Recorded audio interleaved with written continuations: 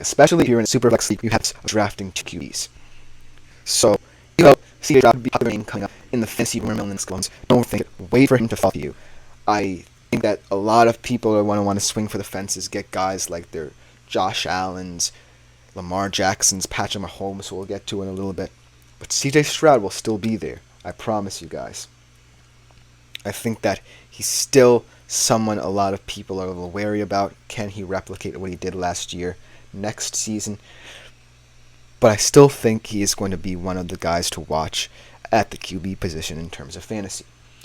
Especially if his young receiving core surrounding him maintains their level of production as well. You have Tank Dell, who in 10 games had 100-plus yards and a couple of TDs in 6 of them. Only 80% of the snaps he played last year. Obviously, he was one of the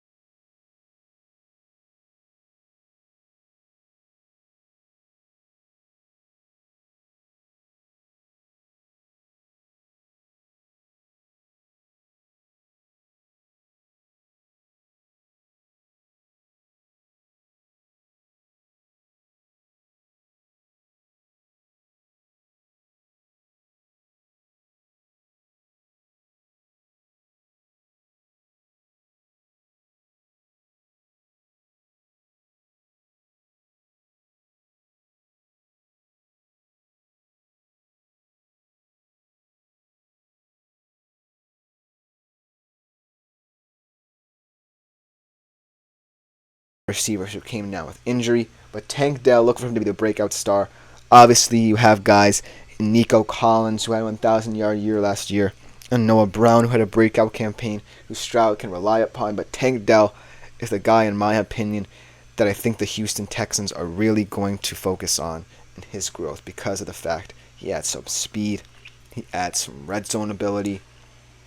He's just a very intriguing prospect, especially for someone so short. He's a very short receiver in my mind's eye, and just his ability to get open for CJ Stroud in certain situations is going to be very intriguing to see. I think he can definitely be at least the wide receiver 2 on the Houston Texans, if not the wide receiver 1, should they view him that way. But overall, the Houston Texans, very promising young team. Let's look to see if they can maintain that hold over the AFC South. But let us transition to another team with a rookie quarterback who unfortunately did not play for as long as people wanted him to. In the Indianapolis Colts and Anthony Richardson, also a team that established a new coach, and were it not for losing to the Houston Texans, would have made it to the playoffs in their stead. And so, I do think that with Anthony Richardson in this team, the question's going to be about how Shane Steichen wants to utilize him, because of the fact that in the 2 complete games that he did play, he had 25.7 fantasy points. That would have ranked first had he played the entirety of the season and he averaged those same kind of numbers. Now, that's kind of wishful thinking because obviously he's a rookie quarterback. You should have expected, should he have played the whole season, a couple of bumps along the road. But with Anthony Richardson, that's the surprise with him. I think that I would personally be willing to take a flyer on him, mainly due to the fact that I believe that Shane Steichen can really help him elevate his game from year 1 to year 2. And I don't necessarily see many injuries in his future down the road. He now knows the rigors of the NFL. He'll take better care of himself, and the Indianapolis Colts organization will take better care of him in turn. So, Anthony Richardson, make of him what you will, but just in that small sample size, we do see the potential that he has to be one of the dominant fantasy quarterbacks for many years to come, especially in the AFC South, where another quarterback like C.J. Stroud is. But the guy on this young Indianapolis Colts team that I'm really looking for is Jonathan Taylor. Obviously, he's had a lot of up and down moments in his career, especially in his breakout 21 campaign, where he was one of the top fantasy running backs in that season. But we haven't really seen Jonathan Taylor maintain that level of production that we wanted him to maintain, especially as a fantasy fan. But if there's any silver lining to him potentially having another big season next year, in the final 8 games last year, he averaged 14.3 yards per carry and 88 yards per game. So we do see the upside of a guy like Jonathan Taylor, and overall the upside of a fascinating Indianapolis Colts roster with a guy like Richardson at the helm at QB, who, mind you, can also be a dual threat kind of guy. You have a running back and Jonathan Taylor who wants to have another big season like he did in 21, and you have interesting receivers and guys like Michael Pittman and Josh Downs who are looking to have their own breakout campaigns in their own right. I wouldn't necessarily say that Michael Pittman and Josh Downs are the most appealing fantasy options, but they definitely are kind of flex backup wide receiver options for you, should you consider them. Overall, I think the Indianapolis Colts are going to be a team that you're going to have to wait and see on. They're a wait-and-see team, in my opinion, mainly due to the fact that we don't know if Richardson is necessarily the guy that people think he is. But let's switch from the Colts to the Titans, another team with a very young QB last year, taking over the reins from Ryan Tannehill and Will Levis. Here's the thing about Will Levis. He has a lot of moxie. He probably is going to be a Josh Allen type player where he's going to have a lot of yards, but a lot of turnovers. He relies a lot on his arm strength, and that may be a bad thing, but it could be a good thing, especially with the receiving core that he has. I think that when it's all said and done, Will Levis definitely has the upside of a top 12 fantasy QB, but right now, I just think he's a very high-risk, high-reward kind of player. Now, looking at his skill position groups around him, I think this is where the Titans will get most of their fantasy production from. Tyjae Spears, we've talked about him a lot in the show. I think that he is going to be a breakout candidate. Obviously, they brought in Tony Pollard to compete with him, so he must find a way to guarantee that he's going to get a lot of touches this year.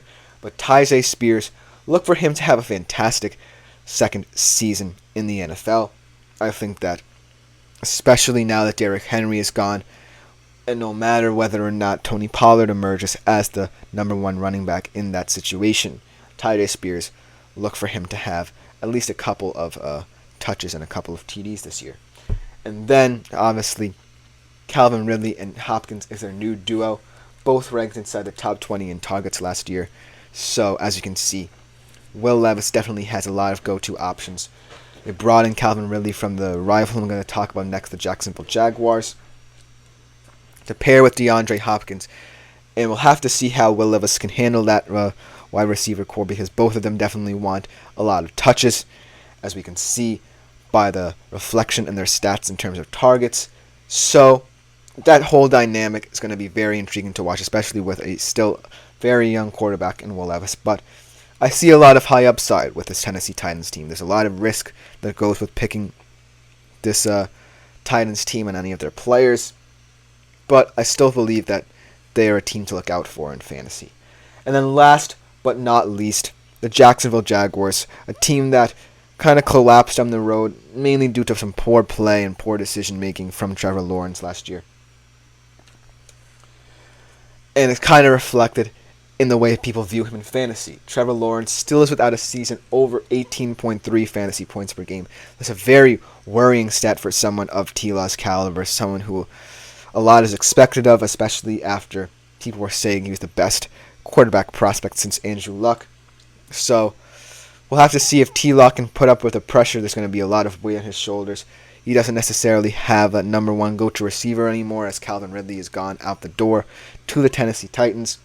But Trevor Lawrence, I still think he has a little upside to him. I think that if he can find his footing again, I think that his connection with himself and Doug Peterson is something that the Jacksonville Jaguars can bank on. And he definitely has some skill position players who have a lot of upside as well. Starting off with one of his former teammates at Clemson, now with the Jacksonville Jaguars, Travis Etienne. Last year, 325 touches. So that's how much they relied on Travis Etienne to regain that connection that he had with Trevor Lawrence at Clemson. And then he had the third most touches out of any running back last year with 325. So you can see that they definitely want to utilize Travis Etienne in this offense. Doug Peterson kind of wanting to go to the smash ball philosophy a little bit last year because of Trevor Lawrence's struggles. And then you have a guy in Christian Kirk who had only 22 yards. Well, Christian Kirk only had 22 targets, 7th all players 2 years ago. So as you can see, when he's the focal point of this offense for the Jaguars, he can be one of the preeminent receivers, especially due to that speed and the yards after catch ability. He definitely is going to have to step up for this young Jacksonville team. But ultimately, I think that Jacksonville is kind of regressing in terms of fantasy. I don't see a path where any of their players, maybe outside of Trevor Lawrence if he has a good season, within the top 10 or 15 of their position. But that will just about do it for this segment of today's show. In the AFC South, coming up next, we have the most top-heavy division in the AFC West. Will I say that the Kansas City Chiefs are the cream of the crop in fantasy, or will someone from the Chargers, Raiders, and Broncos hierarchy emerge? We will have to see when we come back from the break.